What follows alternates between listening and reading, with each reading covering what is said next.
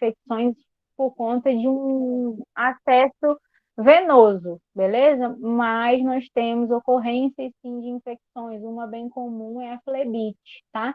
Que é a inflamação aí da parede, né? Das veias ou a parede de artéria, ok? 1,9% de todas as infecções adquiridas no hospital. Então, quando a gente fala de infecções hospitalares, o dispositivo intravenoso ele tem aí uma porcentagem de 1,9, é até uma porcentagem significativa, né? Visto aí que nós temos muita gente que faz que está com acesso venoso e tem ocorrência de infecções hospitalares por conta do manuseio incorreto, tá? Ou por conta também do quadro ali do paciente, às vezes ele pode ter uma facilidade maior de adquirir essa infecção, tá? Aqui a gente vai ver algumas indicações para a gente estar administrando medicações nessa via, ok? Um paciente que ele tenha necessidade aí de uma medicação que surta, que surte um efeito imediato, né? Ele tem a necessidade de ação imediata do medicamento, então a gente vai optar pela via endovenosa, beleza? Necessidade de injetar grandes volumes, principalmente aí, aqui tem um exemplo, hidratação, né? Tem pacientes que chegam para a gente com quadro de desidratação, muito comum em quadros aí de diarreias agudas, né? E aí a gente vai fazer o quê? Vai repor, né, para esse paciente, vai fazer a hidratação desse paciente, então costuma aplicar a medicação e colocar esse paciente em observação no soro. Ah, põe 1 litro de soro para ele, né? 2 frascos de 500 ml. Então, o médico ele vai estipular aí de acordo com a necessidade desse paciente de fazer hidratação. Então, aí é uma via o quê? Boa para a gente injetar grandes volumes e ter uma ação mais imediata, beleza? Introdução de substâncias irritantes de tecidos musculares. Nem toda medicação é interessante a gente fazer via intramuscular, né? Pode irritar o tecido ali. Exemplo disso é a Noripurum. A Noripurum ela é uma injeção, é um medicamento de ferro, né? Para pacientes em quadros de anemia, uma anemia um pouco mais agressiva, né? Tá baixando demais esse quadro aí, as hemácias desse paciente, né? As hemoglobinas, quero dizer hematócritos juntos, e aí a gente sai do comprimido, a gente precisa de algo que surta um efeito um pouco mais rápido, principalmente aí quando a gente fala de gestante. Muitas gestantes, elas entram nesse quadro de anemias, né? Porque as hemoglobinas, o que? Ela tem uma maior quantidade de líquidos, né? De fluxo sanguíneo, porém a hemoglobina dela não acompanhou isso, as hemácias, né? Não são poucas. Então, aí dá anemia. Algumas dão um quadro de anemia tranquilo, onde a gente consegue fazer a reposição com comprimido de sulfato ferroso, né, que é uma suplementação comum durante a gestação.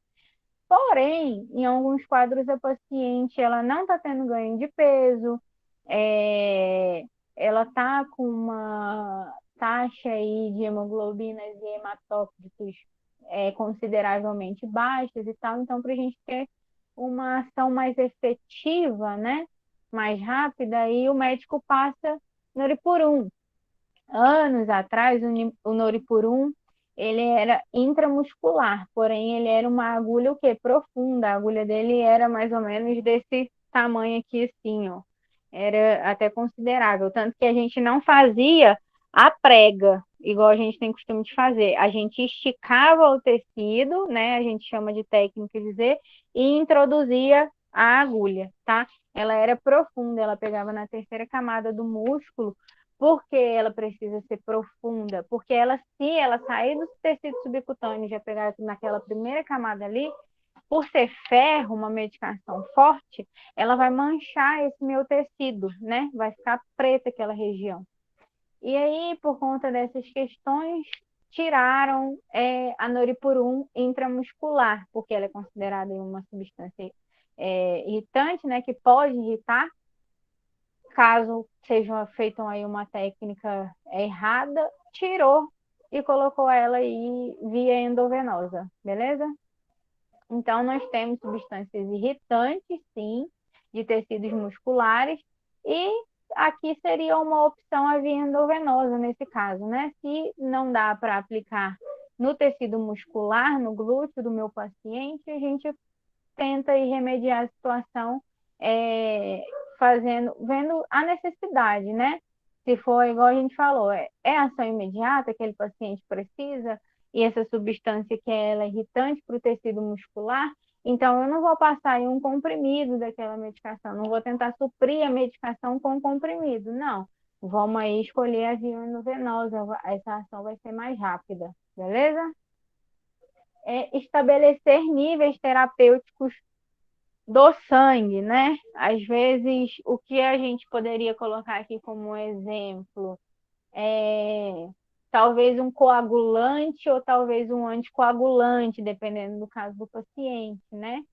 Então, aí a gente escolhe o quê? Via endovenosa, tá? Um paciente hemofílico, o que que é isso? O sangue daquele paciente, ele não coagula. Então, ele precisa tomar um fator recombinante, tá? Para quê? Para aquele sangue ter essa coagulação que o corpo produz normalmente, cada ser humano produz isso, né? Mas esse paciente em específico, não. Ele tem uma doença chamada hemofilia e ele não tem aí a coagulação do sangue. Então, ele vai tomar o quê? Ele vai tomar uma medicação endovenosa para ajudar, né, nessa questão de estabelecer os níveis terapêuticos ali do sangue dele, ok? Ou então, a pessoa vai tomar anticoagulante, não, pessoal, perdão, ele vai tomar um coagulante. Ou então, a pessoa aí, ó, com risco de trombose, alguma coisa, aí ela toma um anticoagulante para evitar o quê? Criar coágulos ali que possam causar danos a esse paciente, tá ok? O que são esses coágulos, né? São trombos, eles se rompem, né? E aí, no caso, eles se juntam. Você vai ver, ele é enorme, porém, ele vai fazendo, tampando a parede aí das artérias até fechar e não conseguir ter um fluxo sanguíneo. É mais ou menos igual quando a gente fala de placa de ateroma, placa de gordura, né? Ela vai acumulando nas paredes da artéria e vai fechando, certo? E aí, às vezes, a gente tem que fazer uma cirurgia, uma pequena cirurgia aí para desobstruir aquela artéria, né? Do mesmo forma, são coágulos que se rompem e funciona mais ou menos dessa forma, tá? Então, aí a gente tem medicações para estabelecer níveis terapêuticos do sangue, é específico para funcionar ali no meu sangue, não é uma medicação que eu estou aplicando na veia, porque o paciente está vomitando, eu preciso que tenha uma ação em outro órgão nem nada. É terapêutico, estabelecer um nível terapêutico do sangue do meu paciente, beleza? Nós temos aí como indicação também a via endovenosa quando a gente vai realizar coleta de sangue para exames, né? Nós precisamos coletar o sangue do paciente. Então, a gente vai o quê? Vai aí fazer um acesso venoso, né? Para fazer esse tipo de coleta, tá? Quando são necessárias doses repetidas de medicação parenteral. Isso aqui é comum em paciente internado, né?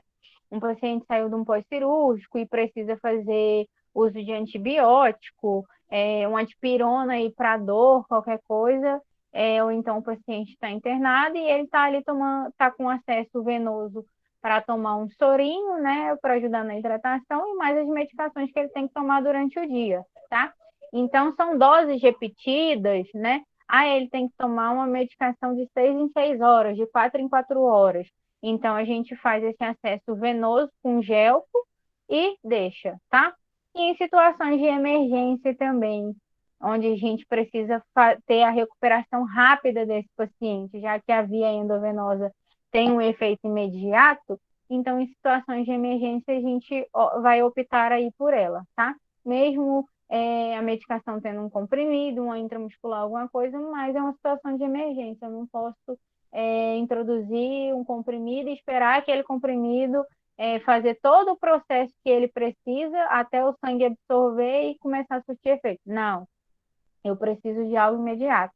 É uma situação de emergência. O meu paciente, ele corre risco de vida. Então, a gente escolhe a via endovenosa, beleza?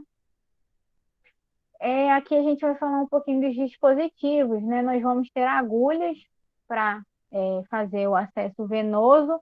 Nós vamos ter um catéter curto de metal, que a gente chama ele de scalp, tá?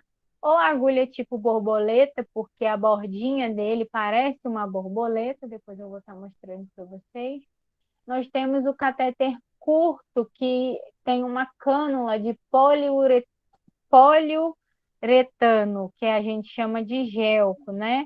Ele vai ter uma agulha, aí o que que a gente faz? Furou o paciente, a gente introduz só o gelco e puxa a agulhinha, tá? É uma borrachinha, um siliconezinho que fica dentro do paciente. A gente opta pelo scalp, a gente vai optar aí pelo scalp, quando o paciente ele compareceu na unidade, só para a gente fazer uma medicação na veia dele, um Buscopan, um Plasil aí, um coquetelzinho, e tchau, vai embora, entendeu? Agora o paciente ele tem que ficar em observação, ele vai ter que ficar internado uns dias, então a gente vai optar aí pelo gel, tá? Porque esse paciente vai estar se movimentando. Se eu deixar ele com scalp, que é um catéter curto de metal, isso pode causar algum dano no meu paciente, pode causar essa inflamação da veia, né? Então, a gente vai usar o que? É o gel, que é o de silicone, é um catéter curto, né? E a cânula dele, que é uma cânula comprida, ela é de poliuretano, tá? Que é tipo um silicone. Catéter central de inserção periférica. Também a gente pode estar utilizando. Aqui são alguns cuidados, tá? Durante a administração de medicação via endovenosa, tá? O procedimento ele vai requerer aí uma técnica asséptica rigorosa, porque, gente, é igual eu falei anteriormente, corre risco de contrair alguma infecção? Corre, tanto que nós temos estudos aí que falam que gira em torno de 1,9% de infecções hospitalares são por conta de acessos venosos, tá?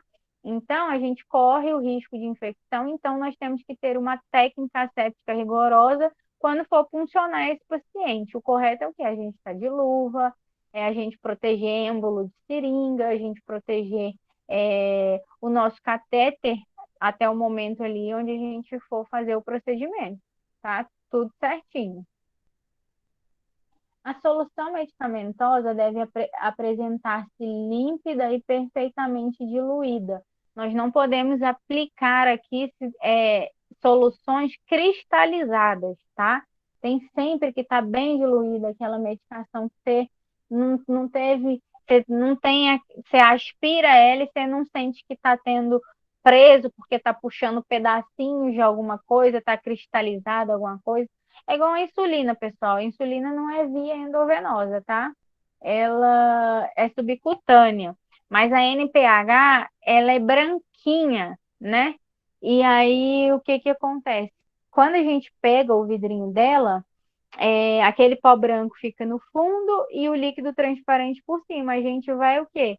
A gente vai rodar ela um pouquinho, né, para fazer a mistura e vai aspirar. Então, o medicamento, a solução deve ser bem diluída e ela deve estar ali apresentando límpida. Aquela medicação que você aspira e você não vai ver pedacinhos dentro ali da seringa, entendeu? De pozinho que tá duro, que não quis diluir. Não, não pode, tá? Porque isso daí pode causar danos também ao paciente, tá?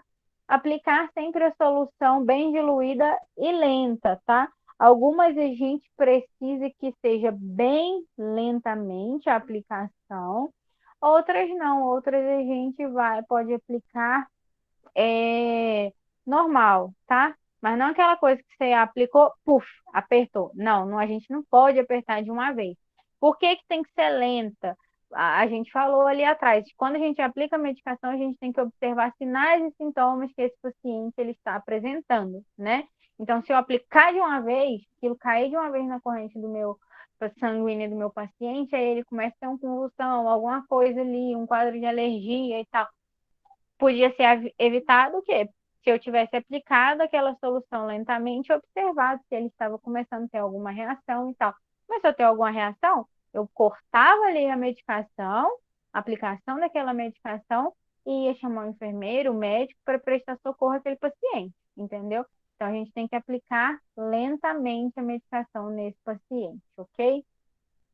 Observar rigorosamente as reações do cliente durante a aplicação, mas também depois da aplicação, você voltar ali na sala e olhar aquele paciente, ver se está tudo bem, se ele não está se queixando de nenhuma falta de ar, coloração, a pele está começando a ficar meio arroxeada, ele está sentindo a cabeça muito tonta, ele está começando.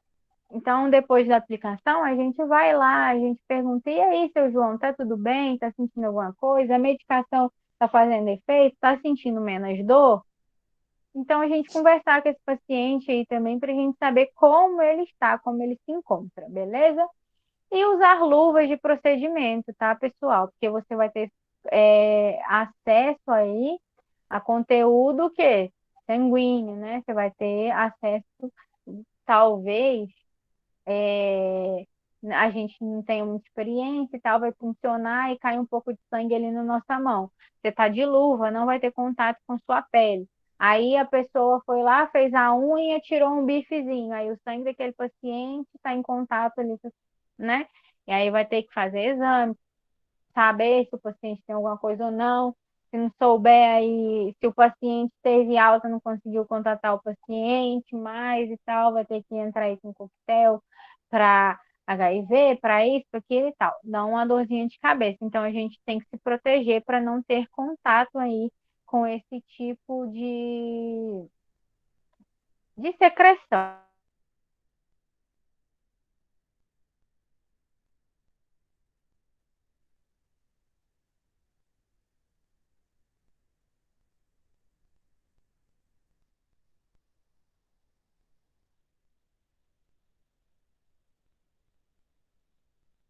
Veias de grande e nas veias de pequeno calibre, né?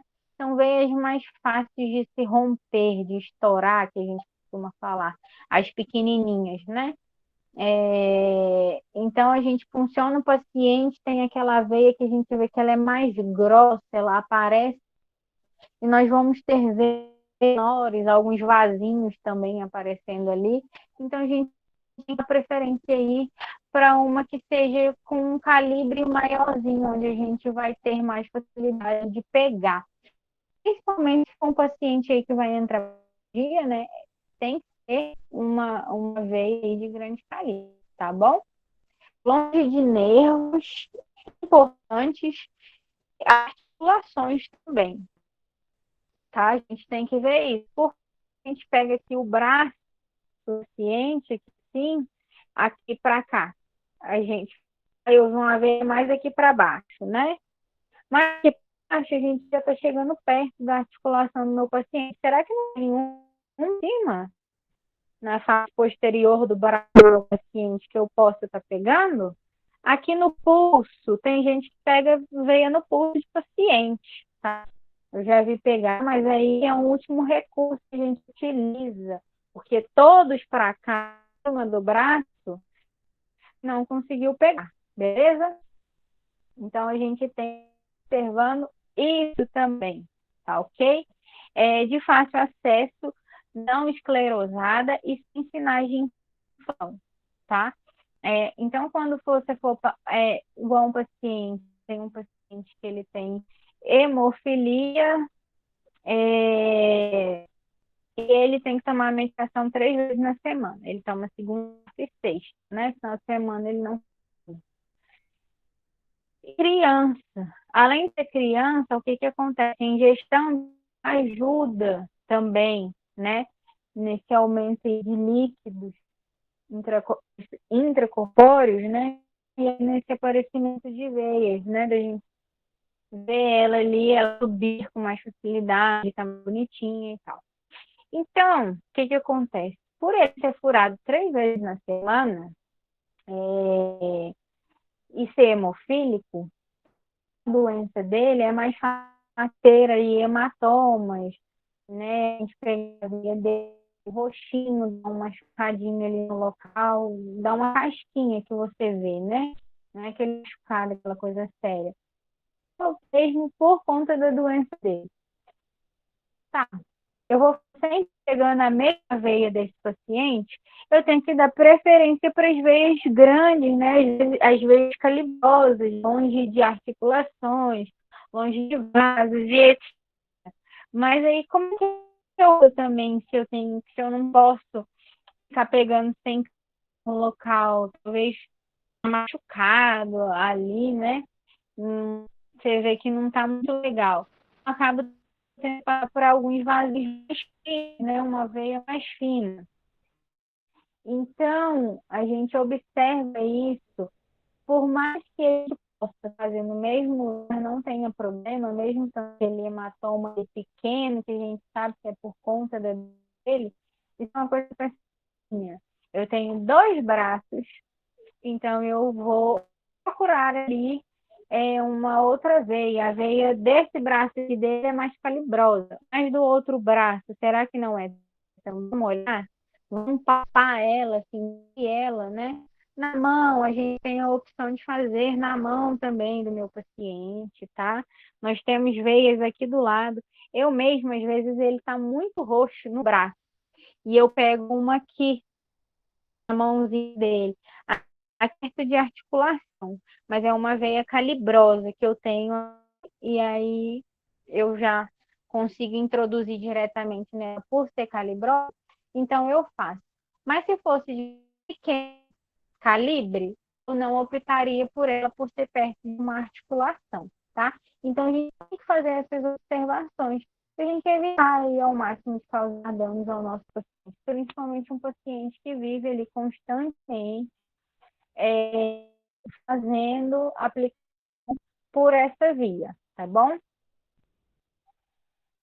Nós temos como vantagem o efeito farmacológico imediato, nós temos o controle da dose. O que é isso? Eu coloquei o paciente ele no soro e eu coloquei a medicação direto no soro ali que está pingando, tá? Eu consigo fazer controle de dose, eu consigo colocar aquele soro para pingar mais lentamente. Eu posso deixar ele correr, então eu posso deixar ele correr aí no mais ou menos normal, né? Lento e nem tão rápido, né? Ele vai sair pingando normalmente, mas não tá aquela coisa de. E aí a medicação está sendo aplicada conforme o soro descendo, né? Então a gente consegue fazer controle de dose, tá? A gente pode, dependendo da medicação, a gente aplica direto na veia do paciente, no equipe, mas dependendo, a gente pode jogar aí no sorinho, conforme o soro vai pingando, né, indo para a corrente do meu paciente, a medicação vai junto. Então a gente consegue controle de dose. E isso também é uma vantagem, que às vezes pode fazer durar mais tempo a medicação no organismo do paciente, ok? Ela admite grandes volumes, como a gente já falou, e permite substâncias com pH diferente da neutralidade, beleza? Então, aqui é uma observação, né, de preferência a membros superiores e evitar articulação. Gente, se faz medicação no pé, então a gente pode pegar veias no pé do paciente, tá bom? Se não temos domínio, é bom a gente ir ali ajudando no início. Por quê? Porque não é comum a gente ficar vendo fazer por essa via. Aí é uma via onde a gente faz quando não se tem muita ação, quando no braço está sendo uma via muito de fato não consegue pegar a veia daquele. Dei o exemplo desse paciente que eu atendo, que tem hemofilia, né? Uma vez ele foi fazer medicação, não conseguia pegar o braço dele para nada. Não conseguia no braço e não conseguia na mão. E aí cogitou pegar no pé.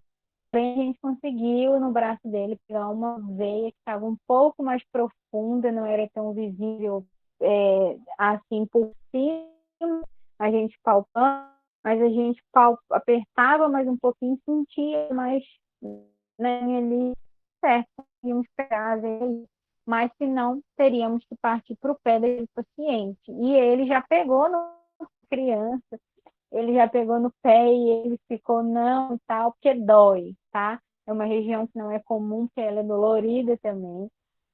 É perto de articulação, sim, quando a gente fura o paciente no pé. Porém, se não tem, a gente pode partir para ali, tá? O melhor local aí para é na face anterior do braço, tá? Não dominante, que é essa daqui, tá, pessoal? Aqui, esse nosso aqui de braço, aqui no meio, tá bom? Mas aí a gente pode pegar em outras, tá? No antebraço, intermediárias do antebraço, que era aqui. Nós temos a cálica, a basílica, né? E não tem no pé. Nós podemos pegar em outros lugares também. Depois o paciente, quando é um idoso, um quadro muito sério, vai ficar internado muito tempo, como a gente tem um tempo duro e a gente tem que fazer a troca dele para evitar o paciente se contaminar e desenvolver alguma infecção, pode optar também para fazer um acesso venoso profundo, né? Costuma pegar nessa parte do paciente. Só que aí esse acesso o médico faz dentro do centro cirúrgico, tá? Ele é um que exige um pouco mais de técnica, uma técnica maior, tá? Até porque ele é bem invasivo. Aqui nós temos os tipos, tá? De veia, onde aí a gente aparece aqui, ó, a veia basílica, aqui na mão, no ladinho aqui, tá? Pegando o último dedinho aí da mão, o dedinho pequenininho. E a cefálica, né? Uma aqui ao nosso dedo, beleza? Aqui ela tá mostrando vários tipos de veia, né? São muitas, pessoal, tá? Nós temos muitos, todo o corpo nosso tem isso. Por quê, né? Porque são elas que mandam aí oxigênio, os nutrientes e a medicação para fazer tratamento de órgãos. Então, o corpo é repleto, tá? Nós temos opções, mas nós temos opções que a gente olha como mais viável para evitar um desconforto maior para o nosso paciente, evitar ele ter um quadro de infecção maior, sentir dor, né? Então, aí a gente tem algumas opções. Eu, particularmente, eu não vou falar de paciente, eu falo por mim. Às vezes que eu fiquei internada, por mais que seja um gelcro, né? Um gel que é de silicone, é um metal que está dentro de mim, eu ainda prefiro na mão. Porque na mão a gente ainda tem uma facilidade maior de se movimentar do que no braço. O braço a gente tem que manter ele mais numa posição, evitar aí de perder a veia, ter que furar de novo. Então eu acho que na mão acaba sendo melhor. Mas aí vai entrar a questão, às vezes não é muito interessante criança, que criança mexe demais e tal. Não sei, acho que isso é muito pessoal cada um, mas a gente ainda os locais se fazer. Tanto que aqui, ó, o melhor lugar de aplicação é na face anterior do antebraço, né? Porque ali a gente encontra veias mais calibrosas. E aí se fala que é mais difícil de perder ela, né? Mais difícil de sair dela. Porém, eu, se for ficar internada, se for me furar, eu ainda prefiro na minha mão. Acho que incomoda menos. Só que na mão, às vezes, é um pouco do que introduzir no antebraço. Aqui, pessoal, nós temos alguns tipos, tá? De gelcro. O mais comum que é usado é o 20 e o 2, beleza? E quanto menor for a numeração, maior é o calibre, tá, pessoal? Então, nós temos o 24, tá? Que é esse rosinha aí, bem... Na verdade, rosinha claro não, ele... tá? Nós temos o 24, a agulha dele vai por 19. Aí, aqui do lado, nós temos a vazão desse calibre, né? Ele consegue injetar 22 ml por minuto, ok? E o Neo, que tem diferença, tem o 24G e o 24G Neo, tá? Ele consegue injetar 26 ml por minuto. Como eu te falei para vocês, menor for a numeração do gel, maior é o calibre dele. Então, aqui o último lá, que é o 14, o laranjinha, ele consegue injetar 345 ml por minuto, beleza? Então, isso vai variar o quê? Da necessidade de cada paciente, tá? Porém, nós temos os que são mais comuns de se usar, que é o 20 e o 22, tá? É bem comum a gente ver utilizando esses dois. Um vai injetar, o 22 vai injetar 35 ml, né? E o 20 vai injetar aí 60 ml por minuto. Ele tem a vazão de 60 ml por minuto. Nós temos o gel 18 e nós temos o 18 curto, vai vir lá especificando nele, tá? O calibre, né, que é a abertura da agulha, onde sai o líquidozinho, é o mesmo dos dois, porém uma agulha e o outro vai ser menor.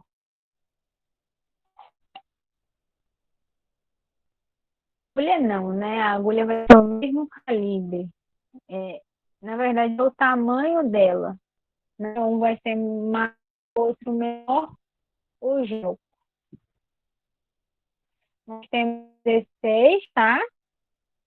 Onde se aplica aí 210 ml por minuto, a vazão dele é bem calibrosa.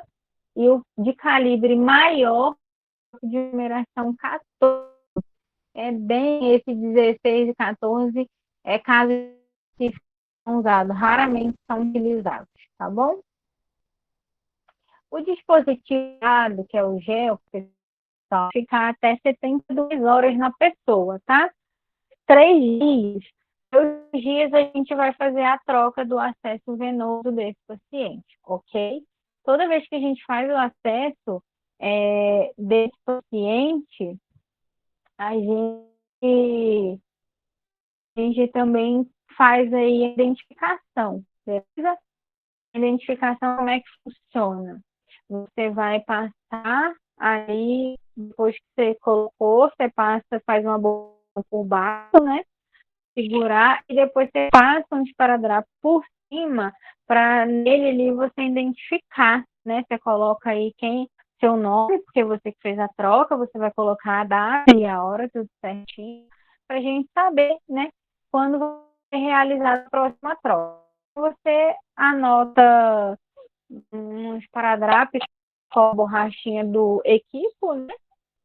Ou então tem gente que põe no soro, mas é muito fácil isso. São escolhas, né, pessoal, mas o mais comum e é ensinado realmente é você identificar ali onde você fez o acesso. Quando você for passar os parágrafos por cima para cobrir, ter essa ação nesse parágrafo, tá bom? Saber.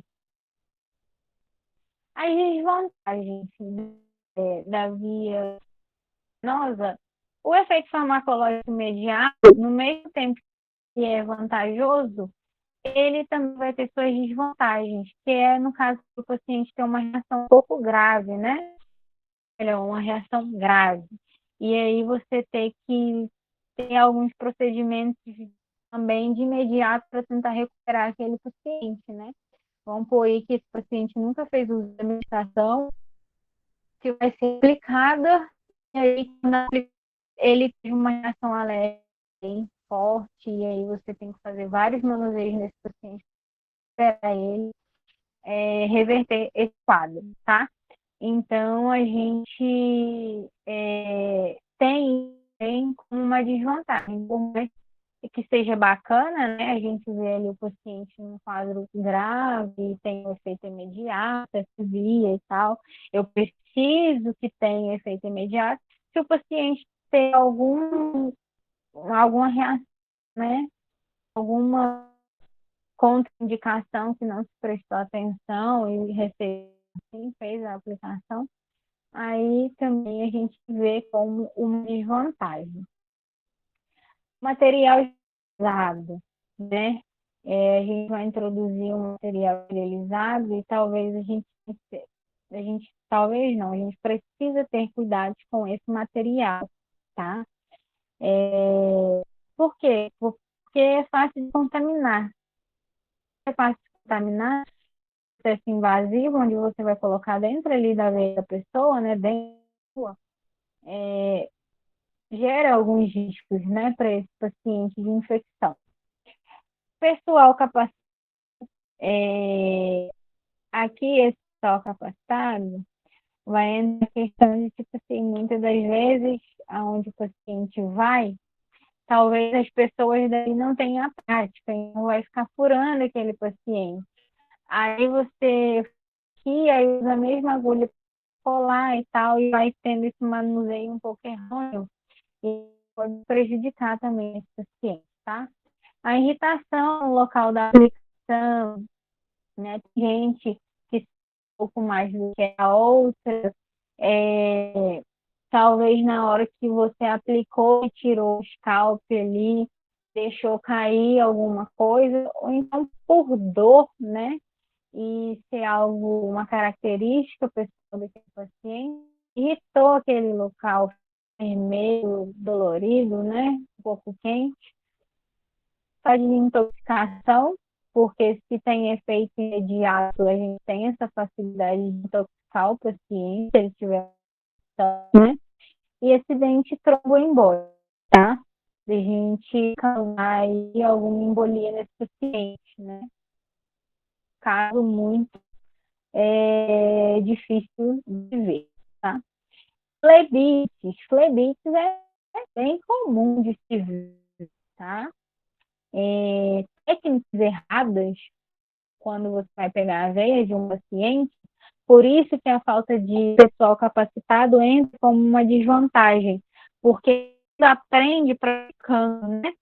Porém, por mais que aprenda praticando, pode gerar alguns danos ao paciente, vão por aí cada flebite, né? Até quem é capacitado às vezes corre esse risco de acontecer. Furou aquele paciente, você pegou na veia dele, mas você ultrapassou a parede da veia dele, né? E aí, dependendo de como for, pode sim causar uma flebite, causar inflamação da veia daquele paciente, você machucou ele, entendeu? Por isso que a falta de pessoal capacitado entra aí numa questão de desvantagem, tá bom? Porque essa falta de pessoal capacitado pode causar complicações como tromboflebites, né? Acidentes embólicos, e aí até os embólicos são mais graves para o nosso paciente, tá? Pode causar infecções, extravasamento, necrose, é muito raro de se ver, né? Mas às vezes, dependendo, pega uma veia calibrosa desse paciente e você acaba causando um dano, e aí esse pedaço ali o tecido começa a morrer. Sobrecarga circulatória e reações alérgicas. São algumas complicações que o paciente com acesso venoso ele pode desenvolver. Ó, o tratamento e a infiltração, né? A veia ela é perfurada, porém o vazamento em torno do local de acesso a perfurada é o vazamento em torno do local de acesso, né? O que seria isso, pessoal? Você furou aquele paciente, a gente fala que é a veia, né? Você pegou a veia, ou então ultrapassou a parede daquela veia, e aí você aplica um pouco de medicação, você vê começar a criar um calombo na cal.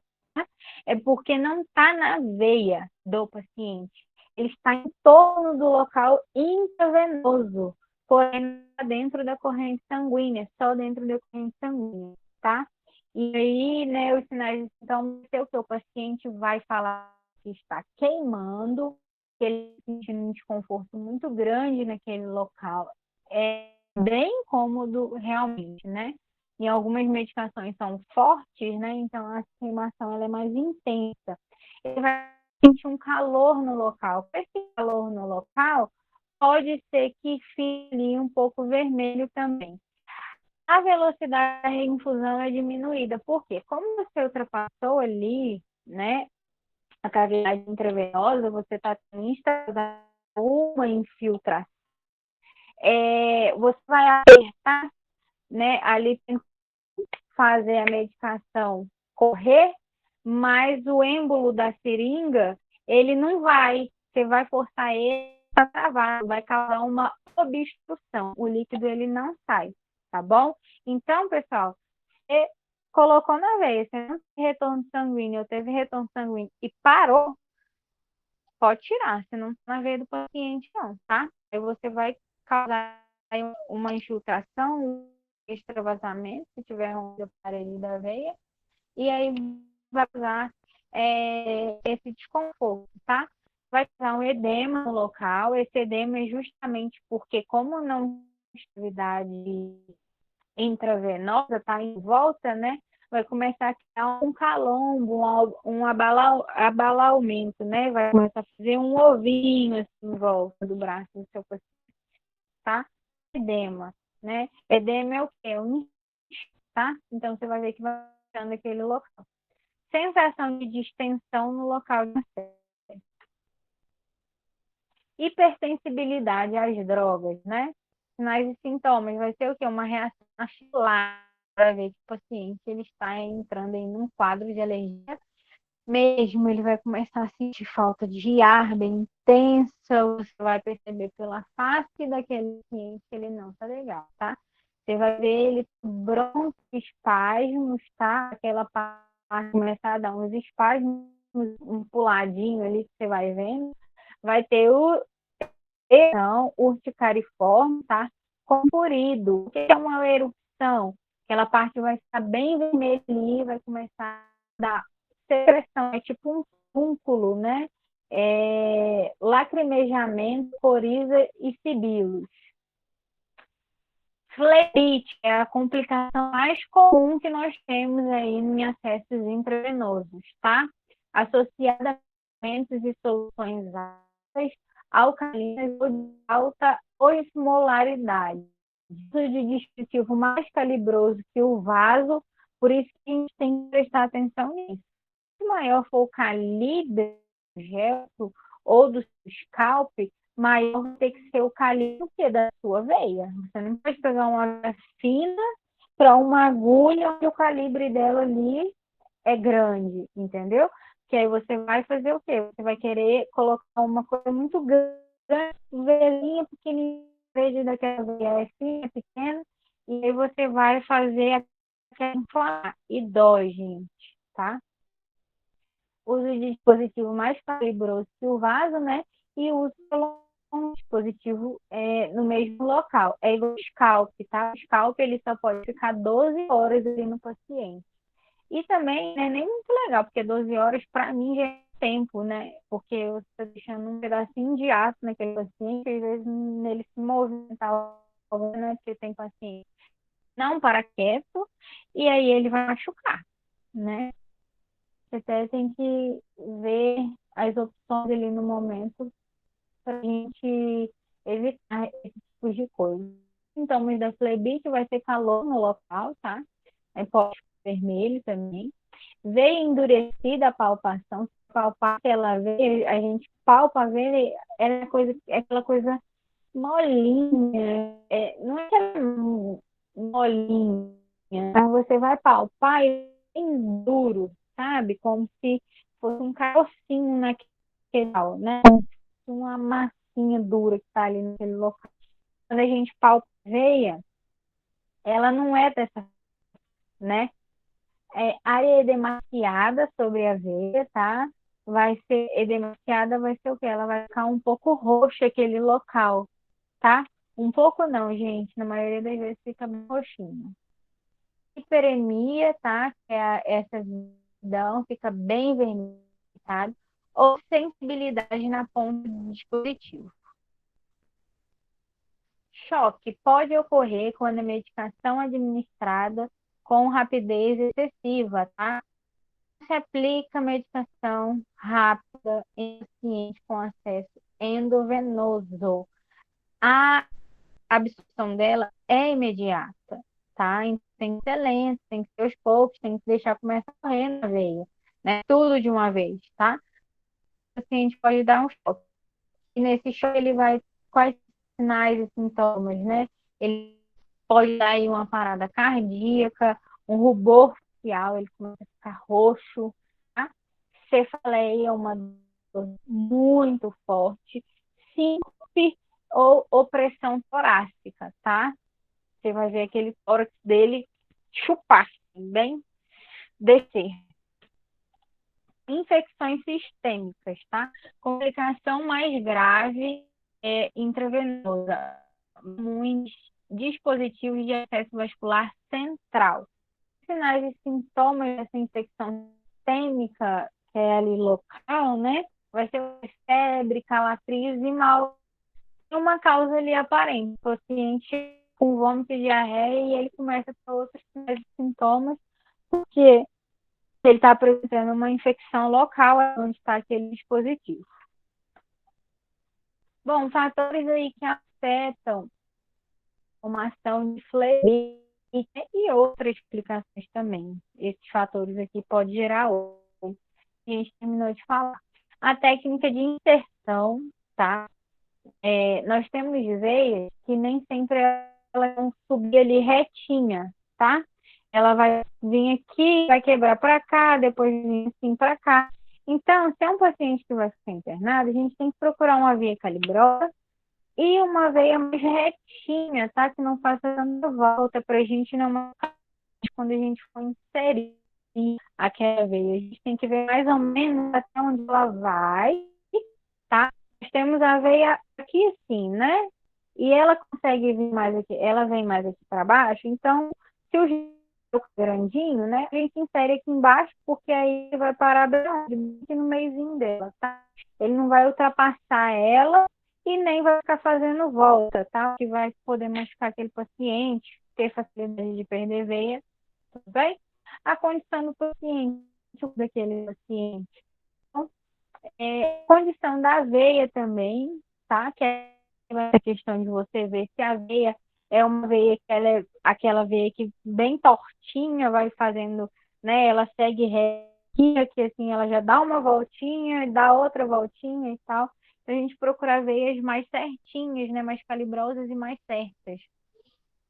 Tipo e pH da medicação ou solução, porque nós temos algumas medicações, sim, que quando a gente aplica, nós, o paciente ele vai sentindo ela queimando, mas é uma queimação pouco, né? É aquela coisa mais suavizada, tá?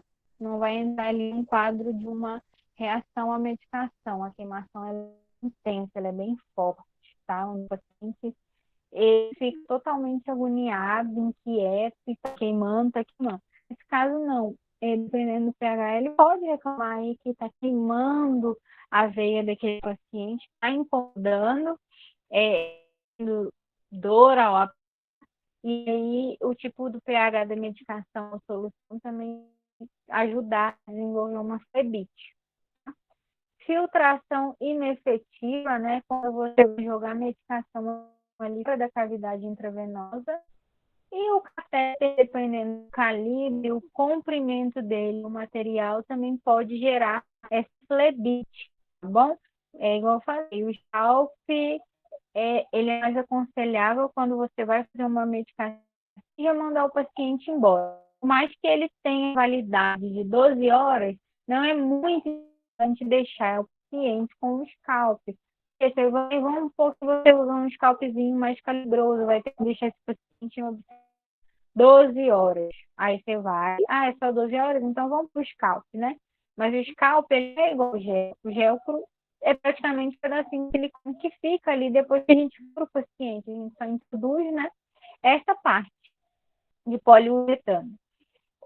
O scalp não, é o mesmo que vai ficar dentro ali, às vezes o paciente nele se mexer alguma coisa, pode machucar, pode romper ali e desenvolver também essa flebite. Aqui é uma imagem, tá? De complicações, o paciente teve problemas ali com o catéter, ok? Essa daqui mesmo a gente vê que ela está bem edemaciada, ela está com secreção, ela é uma ferida, tá? Porque pode ter acontecido vários fatores aqui que ajudou a desenvolver aquele tipo de problema, tá? E aqui, ó, pode ser por conta de um extravasamento ali, pode ser também por conta de uma sensibilidade à droga, uma flebite que deu e o paciente foi ficando com aquilo ali e não tirou, não fez troca, né? Ok? Mas aqui, mais característico de uma infecção, tá, pessoal? E a subcutânea. Antes da gente entrar nessa via subcutânea, mostrar para vocês o equipo, tá? De 3 vias, igual eu falei que eu ia mostrar. Esse aqui é o equipo de 3 vias. Não sei se vocês estão vendo. Então, agora estão. É igual eu falei para vocês. Vocês estão vendo que a medicação aí é uma medicação, a embalagem dela é escura. Ali é branco e você vê que é tipo um papel alumínio, né? Quando a gente pega ela. É justamente porque é uma medicação fotossensível, então, na maioria das vezes, onde a gente se usa um equipo assim, ó, que tem 2 vias, nós temos a de 3, é porque ele vai fazer uso de uma medicação fotossensível. Então, uma vai ficar o soro, porque ele precisa, e essa medicação pode ser diluída, tá? Ele precisa ficar no olho. Então, a gente vai em um e outro em outro. Então, uma via vai ficar para medicação fotossensível e outra, beleza? Então, esse aqui é o equipo que eu falei para vocês, de 2 vias. Ele não é muito comum da gente ver, de achar, tá? Ele é mais comum aí, o mais comum que a gente utiliza é um só. Mas os mais específicos também, onde a gente vai precisar de dois. Então, voltando aqui, o vídeo eu vou deixar para a gente encerrar. Vamos falar um pouquinho aí da cutânea. A absorção dela é constante e lenta, tá? Por que subcutânea? Porque vai ser aplicada aí no tecido subcutâneo, tá? Ele vai pegar aí numa camada de músculo, não vai pegar na veia do meu paciente, tecido subcutâneo e substâncias não irritantes, tá bom? Com terminais nervosos que tem. A medicação é introduzida na tela subcutânea, tá? Tecido hipoderme, tecido conjuntivo frouxo, sob a derme. Então, aqui na foto, tá, pessoal? A gente tem aqui uma camada de gordura, nós temos a derme aqui. Ela só vai pegar essa camada aqui, ó, tá vendo? A aberturinha aqui. Ela pega aqui em parte muscular, tá? Ela pega tecido, cânio, hipoderme, tecido conjuntivo frouxo, porém ela não pega mais profundo, ela não é músculo, tá? O seu tecido subcutâneo que vai absorver aquela medicação e mandar para onde precisa, né? Nós temos tecidos nervosos e aí faz essa absorção. Tecido subcutâneo, receptores do desconforto do cliente. O que acontece? Aqui, como pega numa camarinha mais superficial, a furadinha, às vezes, ela pode ser mais dolorosa para esse paciente, né? Dependendo da medicação. Talvez ele sinta um pouco mais. Quando aqui, o que ele falou, tecido hipoderme, ela é introduzida pela cutânea, pega na hipoderme, sente um pouco de queimação, tá? Que é bem superficial mesmo. A absorção vai ser lenta, tá? Não é igual às outras. A dos capilares, tá bom? Nós temos o quê? As veias, os vasos sanguíneos, né? E quando a gente vem para tecido subcutâneo, nós temos esses capilares que vão absorver e mandar para as terminações nervosas, tá? E aí ele é de forma contínua e segura. Os paradigmas de vacinas, tá? Nós aplicamos aí vacinas antirrábica, sarampo, anticoagulantes, a heparina, ela é feita subcutânea. É bem comum também de ver muitos pacientes com roxo na barriga, muito, muito, muito mesmo, porque sempre, né? Então, e hipoglicemiantes, que é a insulina. Tá? Às vezes a barriga incomoda um pouco mais, então tem muitos pacientes que preferem tomar aqui, atrás aqui do braço, essa partezinha aqui, ó. Partezinha aqui do braço de trás, tá? E o volume também não pode exceder aí a 2 ml, tá, pessoal? Não pode passar dessa quantidade. Mesmo se for insulina, não pode. Então, não vai ter prescrição que vai chegar a essa quantidade. Porque se tiver prescrição essa quantidade que passe, né? Já tem alguma coisa errada. Aí a gente não faz, a gente vai, conversa com o médico, procura saber, né, se realmente, porque não pode exceder. Localização, teoricamente, é toda aquela subcutânea, tá? Aqui a agulha, a gente está pegando bem aqui, ó, a gente vê os capilares, tá? E a agulha pega bem aqui nessa onde tem a presença dele. Os locais recomendados é onde tem menor inervação. Então, seria o quê? Faces anterolateral da coxa, que é a parte de cima da coxa mesmo, viu? E quando a gente está sentado nessa parte correndo em cima da coxa, é essa. Face externa do braço, face de trás aqui do braço, tá? Na barriga também pode. Você não pode aplicar no umbigo, tá? Marca assim pro lado e o tamanho da agulha vai ser 13 por 4,5, tá? O comprimento da agulha é da largura de prega dele. Aí tá aqui a imagem, gente, onde a gente pode aplicar, tá? Aqui na barriga, ó, você marcou os 4 dedos aqui do umbigo, você pode dar em toda essa parte aqui dessa área vermelha, tá? A parte de coxa, ó, que eu falei com vocês, você pode dar também. E a parte de trás do braço, você também pode aplicar. São medicações que podem fazer aplicações. Essa parte das costas, né, a gente está fazendo essa marcação aqui, não é utilizada. É muito comum, muito raro. Eu li alguns artigos que falam que pode ser, porém, na hora de escolha, ela faz uso, não faz uso dessas extremidades, né, dessa parte dos costas, tá bom, pessoal? Bom, a angulação da agulha, tá? A gente faz aí uma endovenosa, ângulo de 45, tá, pessoal? Aqui a gente pode fazer ângulo de 45, que a gente endovenosa, tá? Aqui subcutânea, cliente gordos obesos, nós podemos fazer ângulo de 90 graus, beleza?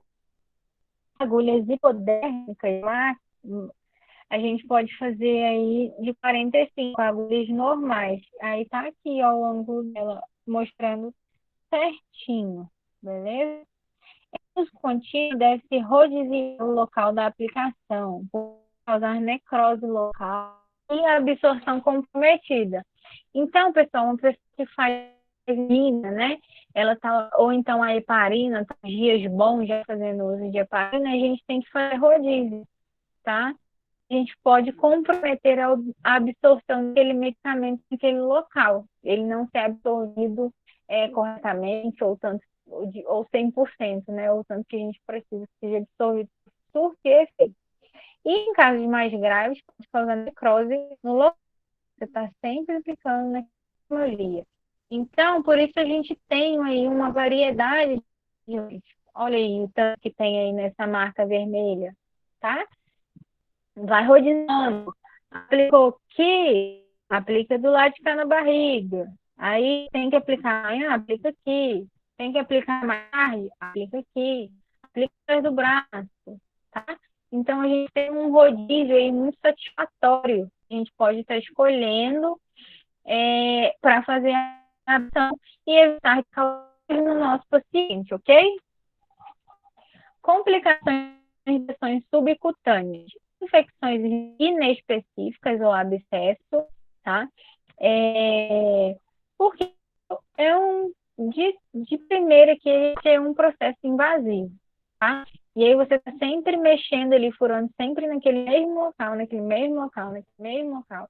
Aí você pode gerar algum abscesso ali que pode desenvolver úlcera, pode desenvolver necrose, né? E é um meio nervado também. Pode causar essas formações de tecidos fibróticos, úlceras ou necrose de tecidos, tá? Porque você lesionou vasinhos, né? E uso de drogas oleosas ou em suspensão, tá? Não é muito comum a gente fazer uso de drogas oleosas nesse local subcutâneo, tá? É mais comum ser intramuscular. Mas, em alguns casos, sim. Fenômeno de artos, formação de nódulos e disfunções repetitivas em um mesmo local. Aquele local ele começa a ficar ali com aquela carne dura, onde a gente aperta e vê que está tendo uma certa dificuldade de introduzir a agulha e vai endurecendo, endurecendo até criar nódulos, tá? Quando você vai palpar aquela região, você vai sentir carocinhos naquela região. E pode ser formado, não pode acontecer, porque você só aplica naquele local. Além de você consumir a absorção da medicação, você vai começar a causar danos, né? Complicações para essa pessoa que... Então, nós temos a via intradérmica, que é ângulo de 15, tá? Ela é bem superficial, é a derme mesmo. Olha aqui a pápulazinha. Tem que fazer a pápula, tá? Ela é fácil acesso, ações locais, vacinas, alergênicos. Então, às vezes, para saber se a pessoa tem alergia, faz aqui na derme dela, até porque aqui é fácil do corpo expelir, tá bom? Então, esses testes por aqui também. E aqui, pessoal, a gente sabe que a aplicação foi correta porque vai fazer essa pápula, tá vendo? Que aqui a pele segue retinha e aqui tá fazendo esse abalamento, essa voltinha. Então, é porque eu apliquei ângulo 15, tá? É uma via muito restrita, não é de comum, não é uma escolha muito comum, é bem específica mesmo. Então, por isso ela é muito restrita, são volumes pequenos, tá? Não chega nem a 1 ml. Sempre de 0,1 a meio ml, tá? A 0,5 mililitros. Usado para reações de hipersensibilidade, para ver se o paciente vai desenvolver uma alergia ali naquela pele, uma sinais de alergia, tá bom? Nós fazemos testes de tuberculose também por essa via, de difteria e sensibilidade de algumas alergias, tá? Às vezes o paciente já desenvolveu quadros de alergia a algumas vacinas e talvez o médico possa solicitar que ele faça, né, um teste aí para ver se talvez ele vai desenvolver alergia àquela vacina. A aplicação de BCG, que é a vacina contra a tuberculose, na inserção inferior do músculo deltóide, tá? Então, por isso que a BCG ela inflama, A gente sabe que a BCG fez efeito justamente por essa característica, né? Dela ficar bem vermelhinha ali no local e começa a dar aquela inflamadinha ali no local e fica a cicatriz. Local apropriado, inferior do braço, que é a parte aqui, ó. Essa parte inferior do braço. Por quê? Porque aqui é uma região bem sensível. Ela é sensível mesmo. E aqui é pobre em pelos, a gente quase não tem pelos nessa parte aqui, tá? Então, quando for escolher um local pobre em pelos, com pouca pigmentação de pele. Aí, essa parte aqui do braço, porque aqui temos mais pigmentação. Pouco musculada e que tenha fácil acesso para leitura, né? Como essa parte aqui, a face anterior do braço, praticamente havia aqui esses testes, porque é mais claro, né? A pigmentação dela é menor, ela é pobre em pelo e tem um fácil acesso aí para a leitura. Porém, a BCG deu tudo, beleza? Aí é intradérmica, tá? Ó, tá aqui mostrando 15. A agulha é quase praticamente a gente aperta. Essa daqui tá muito mais, sim, essa daqui tá bem melhor da gente ver, tá bom? Como se é a aplicação dela. Realmente a agulha é encostando aqui já na pessoa, né? Ângulo de 15, um ângulo bem fechadinho. E aí tá na derme do paciente, né? Vai fazer essa papa, vai dar uma ardidinha também, beleza? Tá aí, esse aqui é um teste muito bem. Aqui, a quantidade de líquido 1, bem rente aqui, né? A pele do paciente. Introduziu toda a agulha, viu sendo a agulha aqui. E agora está introduzindo o líquido e fazendo a pápula. Olha aqui a pápula. Deixou a pápula, então a gente sabe que fez intradérmica corretamente, tá bom, pessoal? Bom, a gente vai fechar aqui. Agora eu vou mostrar o vídeo do qual eu falei, para a gente ver aí uma aplicação, tá? Medicação endovenosa. Quem aqui vai usar scalp, ela é rápida, o paciente ele não fica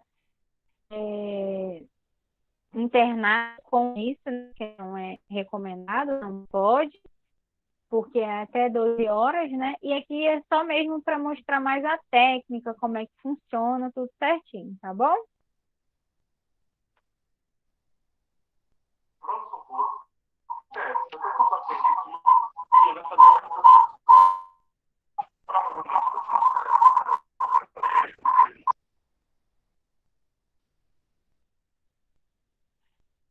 Certinho, pessoal. Deixa eu trocar o áudio aqui.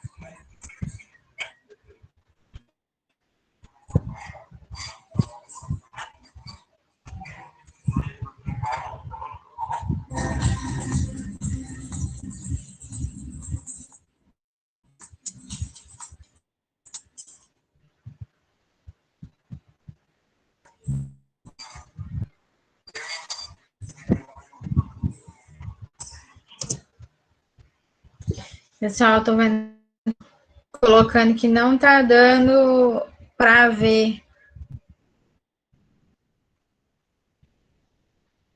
Não tá dando para escutar, né? Então, beleza. Eu vou fazer o seguinte. Eu vou compartilhar o link desse vídeo de vocês e eles assistem em casa, tá bom? Porque realmente tá ruim. Eu coloquei aqui no celular, escutei e não tá dando de verdade. E aí, no Débora, caso... Oi. Você pode desligar o Google Meet do seu celular e tenta ficar só com o Google Meet do notebook. Computador? Talvez fique sem microfonia. Tá. Deixa eu fechar aqui, então, do celular.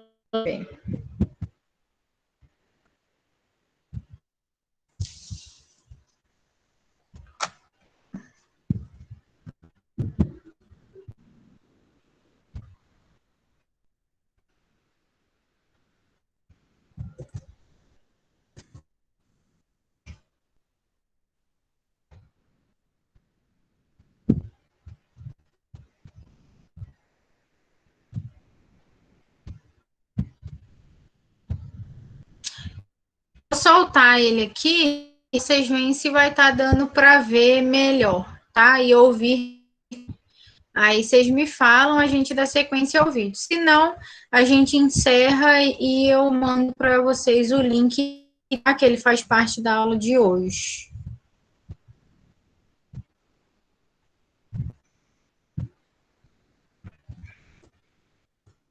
Tá dando para ouvir, pessoal? Não. Tá não? Nem tá rodando também o vídeo, não.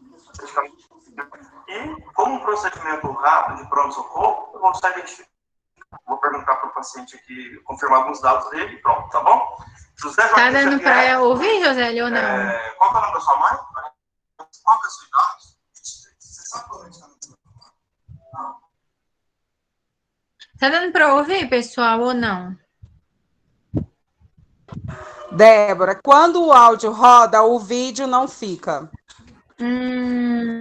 Entendi. É melhor se mandar o link. Tá. Eu vou mandar, então, um link para o pessoal assistir. Eu queria passar junto para a gente ir conversando sobre, mas provavelmente não vai ter como. Me envia agora, ou então copia e cola aí no chat, que aí o pessoal assiste agora, né? Que eles já finalizam agora e depois na próxima aula você já pode começar fazendo a discussão desse vídeo. Beleza. Deixa eu ver o chat. Pessoal, vou mandar aqui para vocês mesmo, ver o link dele.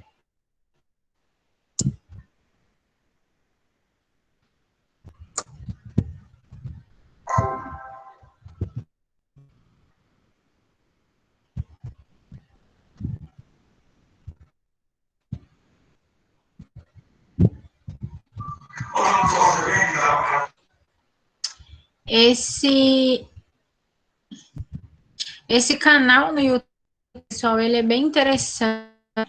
Esse rapaz, ele dá aulas muito práticas, bacanas, assim, para gente que trabalha na área, né? De aplicação de medicação, de diluição de medicação, tá bom? É um canal bem rico, tem bastante aulas, assim, bacanas, legais. Tem aula também sobre equipo, diversas coisas, né? É bem interessante. Eu acho que seria interessante vocês darem uma sondada, tá?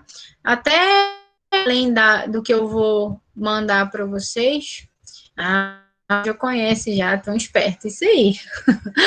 Eu também gosto demais, eu acho ele bem prático, né? Ele é bem resolutivo, aquela coisa cansativa, né? Ele explica bem as técnicas e da forma correta, tá?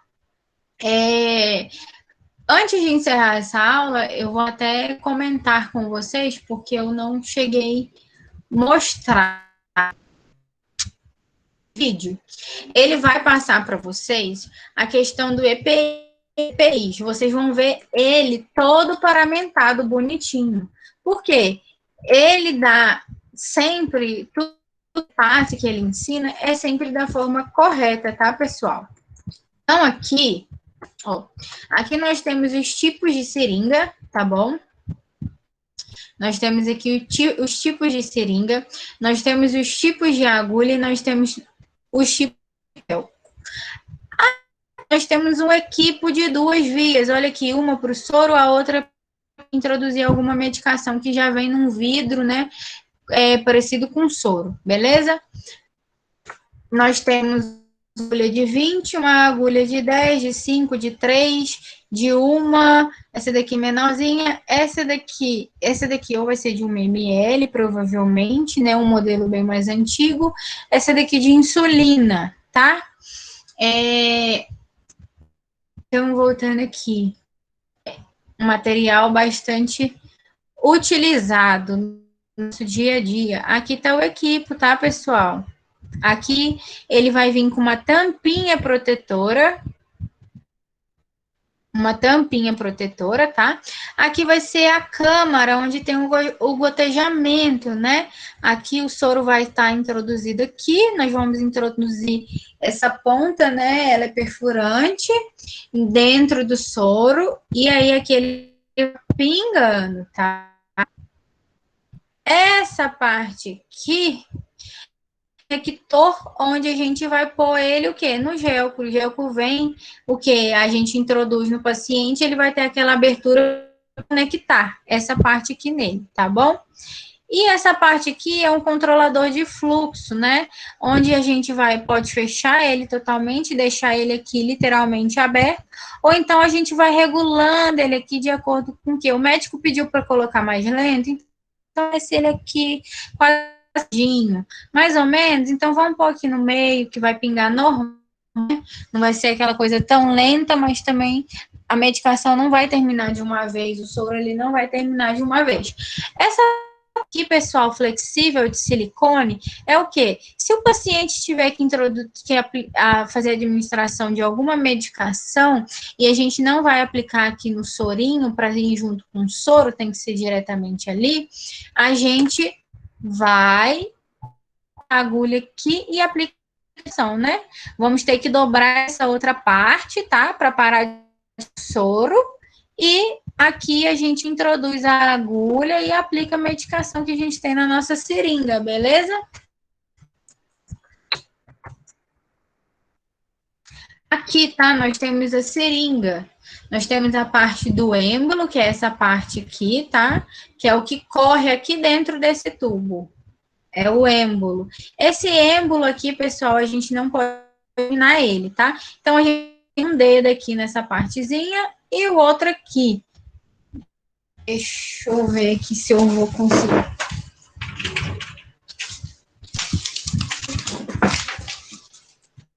O problema é que eu vou ter que sair aqui para eu me ver se a câmera tá pegando certinho como eu quero mostrar. Tô com a agulha aqui, tá, pessoal? Não sei se vocês estão vendo, tá? Essa seringa aqui, ela é de 3 ml. Sim, estamos te vendo a agulha. Só não viu o calibre da agulha. Deixa eu abrir ela aqui. A gente costuma rasgar, tá, pessoal? Fazer isso aqui, rasgar. Isso é um hábito, mas de forma correta. Forma correta, né? Ela tem uma aberturazinha aqui, ó. E a gente abre assim. Uma pontinha vem solta e a gente vai abrir, beleza?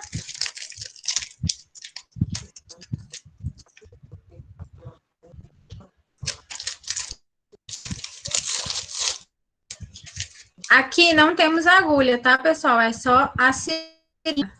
Ó, tá vendo? Não tem agulha. Nós estamos vendo essa capinha aqui, ó, protetora. Por quê? Toda vez que a gente usa uma seringa, a gente não pode reencapar a agulha, porque corremos o risco, né, de se furar e talvez se contaminar aí, porque a gente não sabe, né, cada paciente é um paciente. A gente não faz isso. Toda vez que usa uma seringa, a gente já joga direto no descarpac, sem encapar. Porém, alguns modelos mais novos estão vindo para a gente com essa capinha aqui, tá? Então, a agulha vai estar conectada aqui, a gente isso aqui. E reencapou ela, não vai ter o perigo da gente se machucar, tá? Caso a gente tenha que transportar isso aqui para algum lugar, igual a gente vai fazer vacina na rural, às vezes, né? Então, para a gente não reencapar e tal, ou até chegar no carro e jogar pack, a gente só fez, tá? Ela tem uma capinha fechada, então não vai pegar a agulha na gente, beleza?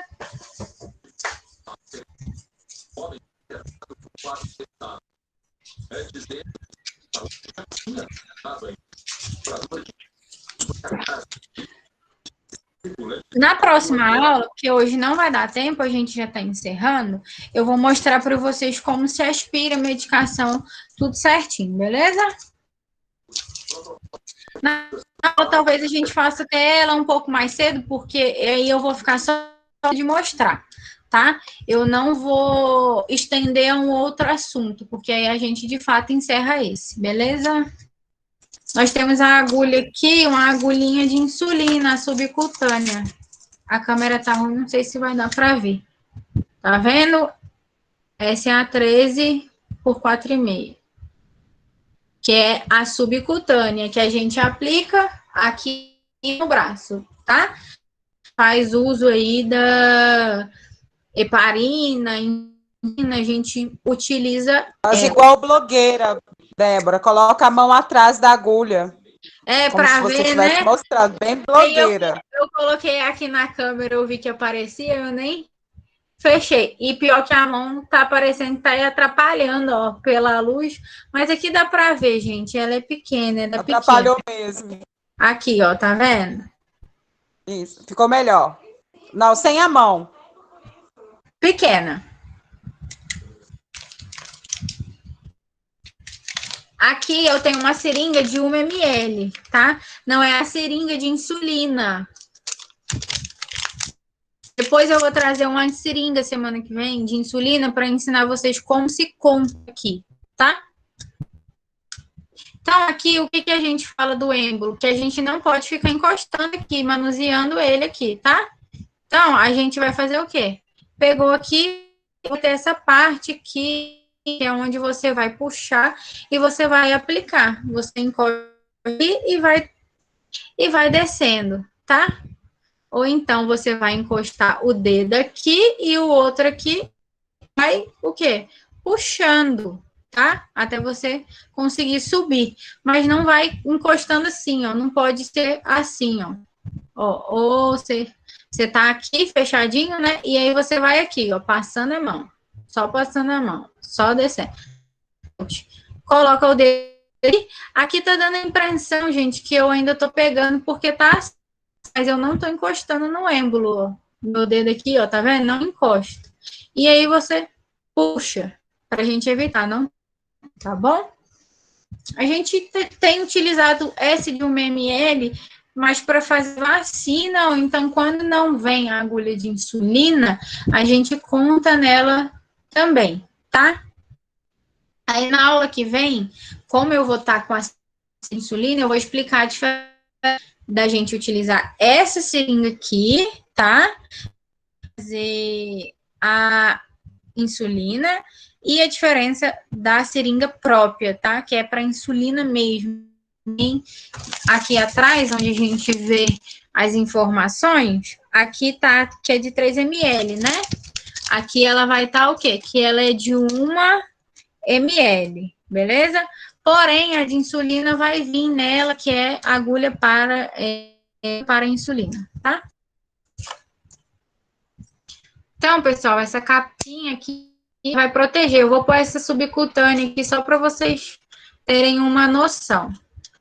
Ela tá aberta, tá? E aí você aplicou, você não tem contato com a agulha, não tem perigo. Então, esse aqui que eles estão mandando pra gente agora é muito melhor, tá? Mas a gente ainda pega as que vêm sem essa capinha aqui, tá? Ela é até dura, ó. Agora quebrou até a agulha, tá vendo?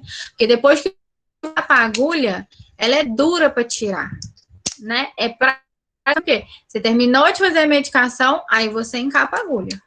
Fez até quebrar, viu? Porque eu fui tentar desencapar com a agulha que quebrou a agulha, tá? Então, semana que vem eu vou preparar todo o material certinho e a gente vai ficar só por conta do manuseio disso aqui, tá? Terminou, a gente finaliza a aula para depois entrar em outro tema, beleza?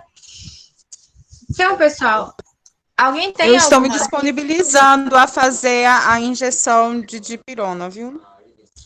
Dipirona intravenosa. Tem problema, não. Teria que achar uma aguinha destilada Então, pra gente diluir. Gente, arruma. O povo tem que Ó, manter falar em nisso, segredo, viu? Que eu não alguém tiver quer... uma... Se eu não tiver uma receita para aplicar, eu tô lascada. De pirona, eu acho que a ampola dela não arruma na farmácia. Julia. Hein, Débora? Tem aquela de anticoncepcional, que se alguém... Qual é o nome dela? Eu esqueci. Eu tenho que ver aqui onde que ela tá para eu saber o nome dela. A gente porque, tem assim, como nós vamos abrir a caixa... Porque como nós vamos abrir a caixa para dar para alguém. Aplica, né? Verdade. Não, pois é, eu não uso, mas aí se alguém quiser, né? Porque nós vamos abrir só para demonstração, né? Aí se alguém quiser para usar. Corajosas são as que usam. eu aplico, mas agulha. Não gosto. Para nada. Dificilmente alguém aí quiser. Dificilmente eu servi de cobaia na faculdade. Ixi, tem bastante gente. Jane e Shirley usam. Se alguém quiser ser aí a gente vê certinho. A gente combina.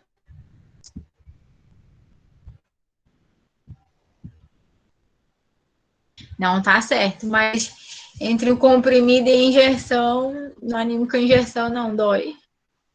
Principalmente a de Noregina, que é oleosa. Então, pessoal... Débora, não me passa vergonha, não.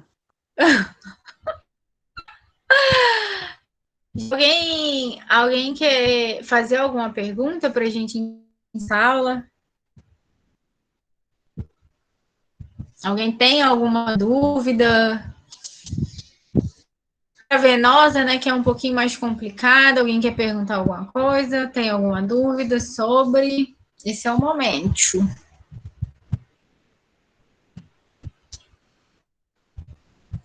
Ixi.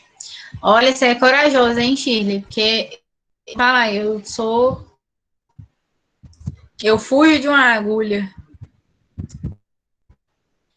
Além de fugir da agulha, tem uma medicação que é oleosa, né, Josélia? Pensa, Josélia é que gosta de injeção, Deus me livre. Eu gosto, eu prefiro a injeção do que tomar o remédio. O efeito é mais rápido, né? Mais seguro também. Então é isso, pessoal. A aula de hoje a gente vai encerrar aqui, tá bom? Assistam o vídeo, beleza? Pra gente comentar sobre semana que vem. Caso surja alguma dúvida de vocês também, semana que vem vocês passam pra gente comentando, conversando, tá?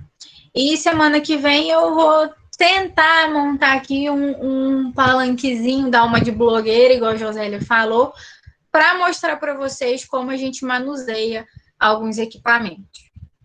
Esse vídeo, ele está muito interessante. Débora, deixa eu só falar a respeito da atividade que você me passou hoje. Eu vou postar amanhã, mas vocês vão ter até a próxima semana para vocês estarem realizando. Assim que eu conseguir colocar nas plataformas, eu comunico vocês no grupo, tá? Eu vou colocar tanto da professora Débora quanto da professora Irene, tá bom? Esse exercício, pessoal, que eu mandei para ela é o referente à aula da semana passada, tá bom? A terceira aula, não a de hoje. Esse de hoje, eu vou deixar para a semana que vem, eu mostrar todo o material para vocês, para formular algum exercício aí voltado para a questão de medicações, administração de medicações intravenosa, tá? Ou endovenosa, como se fala. Esse vídeo... Mas é interessante rever os slides, né, Débora? Porque às vezes eles pensam assim, não tem atividade, mas é bom rever todos os slides. Sim. E até porque não tem atividade da aula de hoje, mas tem da aula da semana passada. E depois vai vir alguma coisa assim. A gente pode ter atividades para frente, onde a gente vai misturando os assuntos, beleza? Que eu estou cogitando aí, de dar exercícios mais para frente, uma questão da aula 1, uma questão da aula 3 e tal. Justamente porque para fomentar aí vocês ficarem lendo, tá? E tá absorvendo aí conteúdo, tá? Essa matéria de prescrição de medicação, ela é um pouquinho puxadinha, e a gente vai entrar em cálculos de medicação. Então, por isso que, por enquanto, eu tô segurando exercício, não tô passando muito, tá? Porque talvez eu tenha uma quantidade maior para fazer os cálculos de medicação, aí a gente tem uma quantidade maior de exercício. Para finalizar, pessoal, o que eu estava falando do vídeo, e a gente encerrar de fato a aula, esse vídeo, vocês vão ver que ele está todo aparato ali para fazer a aplicação. Na teoria, isso acontece na prática, muito raro a gente ver. Eu posso falar assim, que às vezes eu até peco nessa questão, às vezes a falta de material, a falta de profissional, e a gente acaba não se paramentando aí corretamente, tá? O certo é o quê? Você tá de jaleco quando for fazer a administração da medicação, tá, endovenosa, você usar óculos, até mesmo uma máscara, né? Mas máscara não é, a precisão dela não coloca assim, tá? Então é o quê? A touca, a máscara, o jaleco, o óculos protetor, ou então a viseira também é interessante, né? Até mais do que o óculos, porque cobre toda a face, e luva. Não fazer medicação endovenosa sem luva, tá, pessoal? Então, são o quê? Por que tem que usar o EPI? Você está mexendo com conteúdo, né, que tem, você vai fazer um procedimento que contém secreções, né, sangue. E se você tiver contato com mucosas, né, olho, boca, nariz, né, ou então você tem algum machucado e o sangue, ele cai nesse machucado, alguma coisa assim, você pode estar correndo risco de contaminação, porque você, ao certo, não sabe o paciente com quem você está mexendo, né, talvez nunca desenvolveu HIV e tal, mas tem um vírus, tá? Então, a gente não sabe se tem algum DST, aquele paciente, e aí você não se protegeu. No meu aconteceu um episódio desse com a gente, foi mais fácil de lidar, porque já sabia o paciente. Eu tive uma amiga que ela foi fazer um acesso venoso no paciente, e aí é onde entra o perigo da gente não ser capacitado, além de não ser capacitado, não querer usar EPI, né? Por isso que eu falo, gente, é o certo, mas nem sempre na prática a gente usa. E se a gente está de estágio, né? Pensa, né? Era para estar se usando. Ela foi fazer uma medicação e não o prontuário do paciente. E o técnico, que era responsável pela medicação, não passou para ela e nem para a supervisora nossa de estágio. E ela foi fazer a medicação daquele paciente sem saber nada, né? Ela nem preparou a medicação. Quem preparou a pessoa que iria aplicar. Como a gente estava lá fazendo nada, acompanhando os pacientes, ele perguntou se tinha alguém de nós que queria aplicar. E aí, ela quis fazer a aplicação da medicação. Quando fez a aplicação, que ela introduziu o gel, a gente costuma apertar ele para não ter o retorno de sangue e a gente fixar, né, o equipo ali. Quando ela foi fazer, eu não sei o que aconteceu, ela tirou, né, e acabou machucando, alguma coisa assim, e o sangue esguichou. No que o esguichou, caiu bem no rosto dela, aquela coisa da gente estar abaixada ali pertinho para fazer, né, caiu no rosto dela e caiu bem nessa região, caiu no olho dela, né, e ela teve que tomar todo um coquetel, fazer vários exames, né, teve que fazer uns exames 3 vezes para HIV, tudo certinho, porque ele era um paciente que estava internado por DST, ele tinha gonorreia, ele era um paciente que tinha gonorreia com suspeita de HIV, né, de ser soro positivo. Então, a gente teve esse episódio até antes de eu ser formada em estágio. Foi a primeira vez e última, graças a Deus. Mas aí, assim, ela passou um período bem complicado, bem difícil, né? Acho que além de tudo, de você saber se contraiu a doença ou não, você foi exposto ali a uma situação complicada, acho que o psicológico também fica bem abalado. Graças a Deus eu acompanho ela também, enfermeira também, lá no Rio de Janeiro, passou para residência na USP, agora vai. Então, tipo assim, ela deu a vida dela, mas ela passou um período complicado, um período difícil também, por quê? Por um erro aí, né? Lógico, ela era iniciante, isso daí foi mais culpa do supervisor do que dela até, né? Mas, gente, o que a gente aprende na teoria, a gente tem que levar para a nossa prática de vida. Por quê? Porque ninguém está isento dessas situações, tá? Com a agulha, não pode reencapar. Aí o descarpar que está longe de você, né? Igual assim, às vezes a gente vai fazer vacina na rua, que está no carro. Então a gente costuma levar seringas, a gente dá preferência para levar seringas assim. Mas quando não é seringa assim, a gente tem que estar com o descarpar do lado, que eu não posso pegar e colocar a tampinha na agulha. Eu corro o risco de estar conversando, alguma coisa ali, não prestando atenção, furo a minha mão. E aí eu posso contaminar, tá bom? Então, são coisas assim que a gente deve prestar atenção. Tem um exemplo disso aí na minha formação, uma colega minha que teve esse dizer, né, de passar um episódio assim.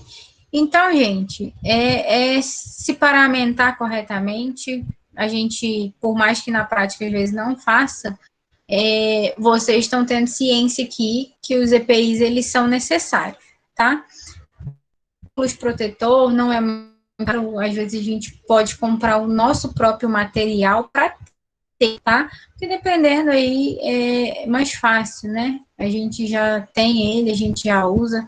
Não é caretice, mas é muito melhor do que você ser contaminado aí com a doença gravíssima, porque você não andou corretamente, né? Então, pessoal, a nossa aula de hoje encerra aqui, tá bom? Bom descanso aí a todos, um bom final de semana para vocês. No vídeo, tendo dúvidas, comentários, anotem, semana que a gente discorre aí sobre essa questão e vamos aprender um pouquinho aí, vou trazer uns materiais para estar mostrando para vocês, tá bom? A gente, semana que vem, já finaliza a administração de medicação. Já finalizamos hoje. A gente, semana que vem, só vai mostrar aí mesmo o material, tá bom? Boa noite, pessoal, até mais, e qualquer dúvida eu estou à disposição. O exercício é referente à aula passada,